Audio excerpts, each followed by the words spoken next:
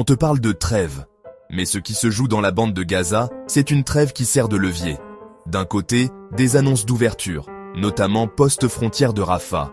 De l'autre, des morts, des tirs, et une pression politique très claire. Reconstruction contre désarmement.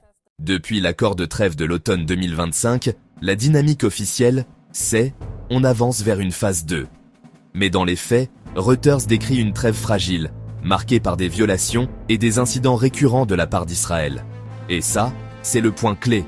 Si la trêve n'est pas consolidée, tout le reste, aide, reconstruction, gouvernance, devient une monnaie d'échange. Sur le terrain, des incidents armés continuent d'être rapportés, tirs israéliens causant des morts dans plusieurs zones de l'enclave et attaques de drones avec blessés, selon les autorités sanitaires locales, pendant que les parties se renvoient la responsabilité des violations. Ce n'est pas un détail. Chaque incident alimente la logique. Vous ne respectez pas, donc on durcit, et on revient à une trêve qui ressemble à une pause tactique, pas à une paix. Rafah rouvre. Mais à quelles conditions? Aujourd'hui, Israël, via Kogat, annonce la réouverture de Rafah dimanche, pour la première fois depuis mai 2024. Mais attention, c'est limité au passage de personnes, pas une entrée massive d'aide. Reuters rapporte que l'objectif évoqué serait d'environ 150 personnes par jour. Ordre de grandeur. Pourquoi c'est crucial? Parce que Rafah n'est pas juste une porte, c'est un bouton on-off sur la normalisation de la vie.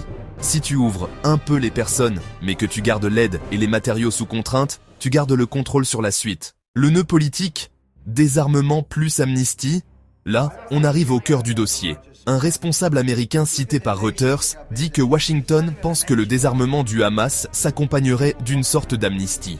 Et les États-Unis ont aussi détaillé au Conseil de sécurité un plan de démilitarisation incluant, entre autres, un programme de rachat d'armes et des mécanismes internationaux de supervision.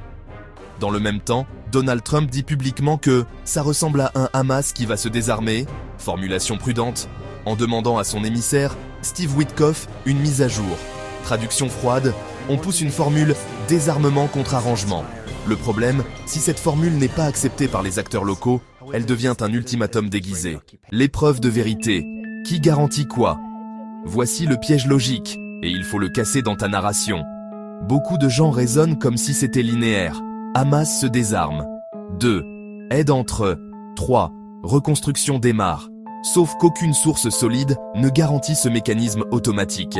Même avec l'annonce Rafah, Reuters souligne que le passage resterait limité et que l'entrée de biens reste contrainte, notamment à cause des préoccupations israéliennes sur les biens dual use, à double usage. Donc, la vraie question n'est pas seulement Hamas va-t-il se désarmer? C'est qui contrôle les vannes et quelles conditions changent en cours de route. Et puis, il y a le chiffre qui casse beaucoup de narrations. Reuters et The Guardian rapportent qu'un responsable de sécurité israélien a indiqué qu'environ 70 000 Palestiniens ont été tués par les actions militaires israéliennes depuis octobre 2023, reconnaissant que le bilan des autorités sanitaires de Gaza est globalement proche de la réalité. Pourquoi c'est majeur? Parce qu'une partie du débat public s'appuyait sur la contestation systématique des chiffres.